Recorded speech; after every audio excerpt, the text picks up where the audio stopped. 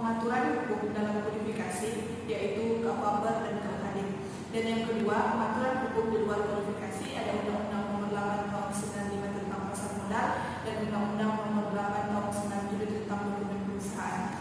Hukum dagang ini berlaku mulai tahun 1848, yang dimana hukum dagang kitab undang-undang hukum dagang ini di dalamnya terdapat dua kitab. Yang kitab pertama tentang ordonans de commerce dan yang kedua itu mengatur tentang ordonans de la marine. Akan membahas surat berharga. Salah satu contohnya adalah surat kwitansi. Kwitansi adalah surat berharga yang bersifat surat pembayaran atas tunjuk yang tidak diatur bersama-sama dengan surat cek. Itu bukan merupakan surat pembayaran yang sebenarnya kepada siapa saja yang disebutkan namanya atas pembayaran. Perkenalkan, nama saya Ilham Dwi Kurniawardana. Saya dari Fakultas Syariah, Prodi Hukum Ekonomi Syariah semester 4. Di sini saya akan menjelaskan materi tentang hukum dagang yang mengenai perusahaan dan perusahaan negara. Yang pertama, perusahaan adalah satu kegiatan yang dilakukan secara terus-menerus. Kegiatan tersebut harus memiliki suatu wadah untuk melanjutkan atau mengelola suatu bisnis dan untuk mencari keuntungan. Yang kedua, perusahaan negara. Perusahaan negara adalah perusahaan yang modalnya atau biayanya dimiliki oleh negara Indonesia. Dalam Undang-Undang Nomor 19 Tahun 2003 tentang Badan Usaha Milik Negara. Secara yuridis, pengertian perusahaan dapat dilihat dalam pasal 1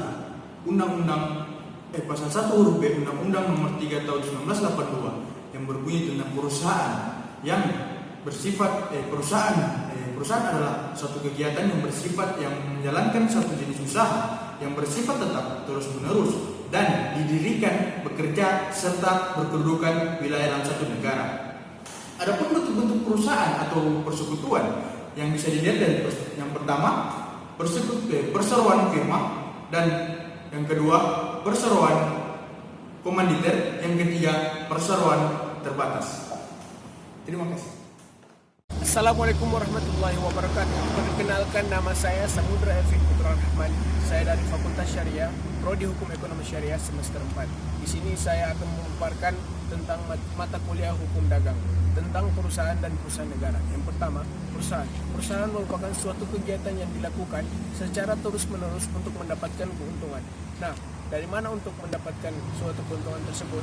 Perusahaan harus membentuk suatu wadah agar terjalannya bisnis tersebut. Lalu, perusahaan mempunyai unsur-unsur. Yang pertama, unsur-unsur perusahaan yaitu perusahaan harus secara terus-menerus atau tidak terputus-putus. Yang kedua, perusahaan harus terang-terangan karena berhubungan dengan pihak ketiga. Lalu yang ketiga, perusahaan harus mengadakan perjanjian-perjanjian perdagangan. Lalu yang keempat, perusahaan harus mendapatkan suatu laba dalam melakukan laba atau keuntungan dari menggunakan suatu bisnis tersebut. Kemudian ada yang namanya perusahaan negara. Perusahaan negara adalah modal seluruhnya atau sebagian modalnya dimiliki oleh negara. Lalu yang kedua, adanya dari manakah modal-modal utama dalam sebuah perusahaan negara ini? Yang pertama terdapat pada APBN atau dimaksud dengan anggaran pendapatan dan belanja negara. Yang kedua, kapitalisasi cadangan. Yang ketiga, sumber-sumber lainnya. Lalu di dalam bentuk usaha ada yang nama usahanya dalam persekutuan. Yang pertama persekutuan firma, yang kedua persekutuan perdata, dan yang ketiga persekutuan komanditer. Kemudian ada kemudian ada badan usaha yang berbadan hukum. Yang pertama adalah PT atau perseroan terbatas. Yang kedua adalah perusahaan umum. Yang ketiga adalah koperasi. Yang keempat adalah yayasan. Assalamualaikum warahmatullahi wabarakatuh. Saya Gedi Purwalo, Fakultas Syariah, jurusan Hukum Ekonomi Syariah. Saya lagi ambil kontrak di semester 4, mata kuliah Hukum Dagang. Baiklah, perusahaan merupakan suatu kegiatan yang dilakukan dengan cara terus-menerus dengan tujuan untuk mencari keuntungan. Kegiatan tersebut memerlukan suatu wadah untuk dalam mengelola bisnis tertentu. Wadah tersebut adalah badan usaha atau organisasi perusahaan. Perusahaan mempunyai unsur-unsur sebagai berikut. Yang pertama, terus-menerus atau tidak terputus-putus. Yang kedua, secara terang-terangan karena berhubungan dengan pihak ketiga.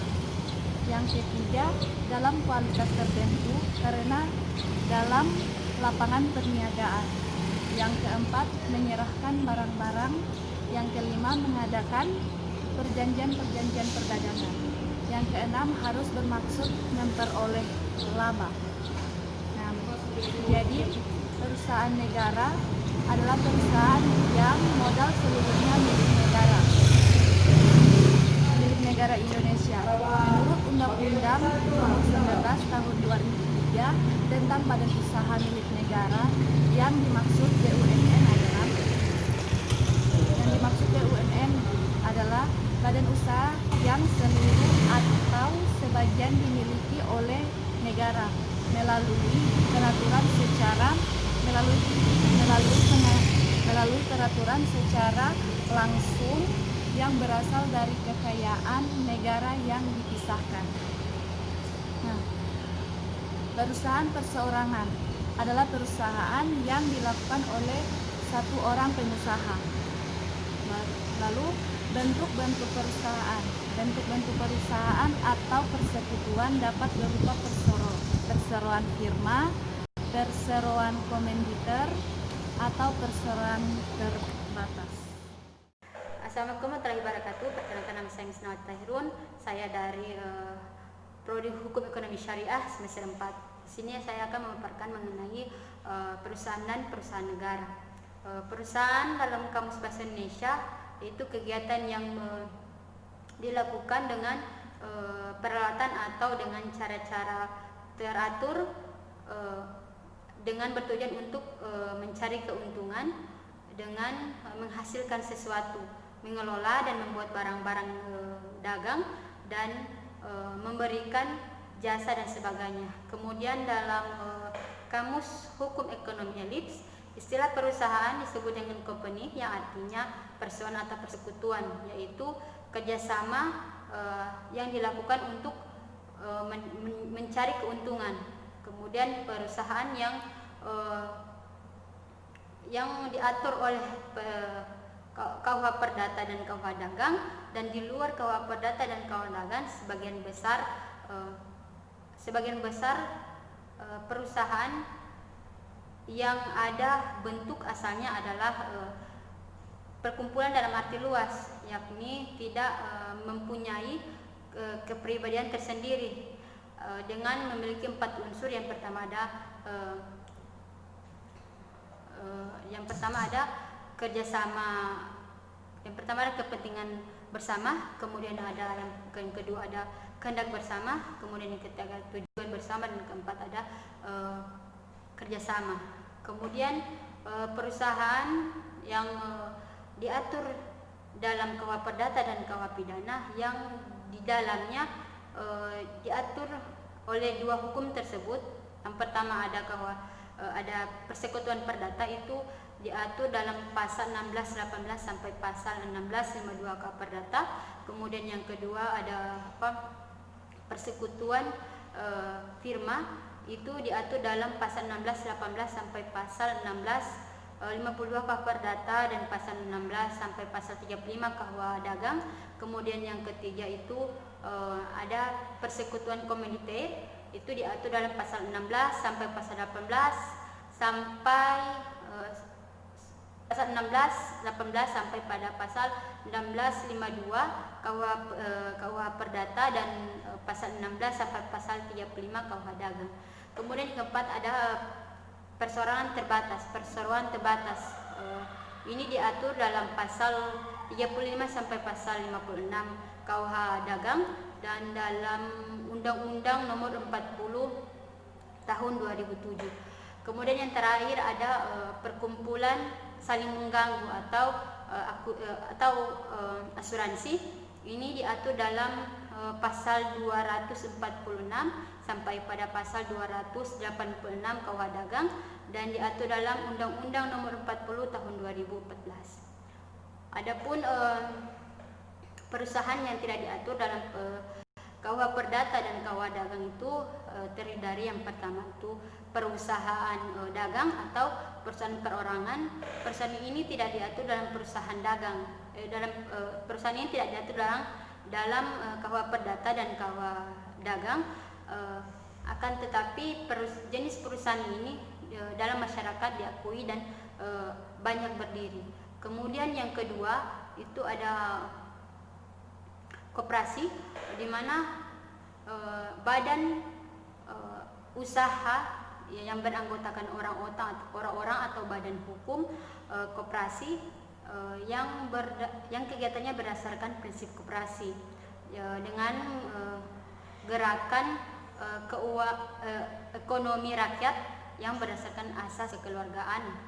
Ada pada pasal Undang-Undang Nomor 25 Tahun 1992. Kemudian yang terakhir adalah perusahaan negara, di mana perusahaan negara tidak diatur dalam KUH Perdata maupun KUH Dagang. Akan tetapi perusahaan negara ini memiliki peraturan khusus. Kemudian perusahaan negara pada keseluruhan modalnya itu berasal dari negara. Kemudian dasar hukum BUMN itu ada pada pasal Undang-Undang Nomor 19 Tahun 2003 tentang BUMN serta peraturan mengenai perseroan terbatas. Kemudian ada macam-macam perusahaan yang modalnya berasal dari negara atau pemerintah. Yang pertama itu ada perusahaan terdapat ada dua. Yang pertama itu perusahaan berdasarkan IBW atau Indonesia Betriebsverband, yaitu perusahaan ini pada setiap tahunnya mendapatkan pinjaman uang beserta bunga dari pemerintah, misal jawatan kereta api, kemudian ada perusahaan negara kereta api dan perusahaan jawatan kereta api. Kemudian yang kedua ada perusahaan yang berdasarkan ICW atau Indonesia Competitive Suite, di mana perusahaan ini tidak mempunyai keuangan tersendiri atau otonom, misal perusahaan gadai negara. Kemudian yang terakhir ada organisasi perusahaan. Terdapat tiga. Yang pertama ada perusahaan perorangan. Di sini perusahaan ini hanya dilakukan oleh satu orang saja. Kemudian yang kedua ada badan usaha. Yang kedua ada badan usaha yang bersifat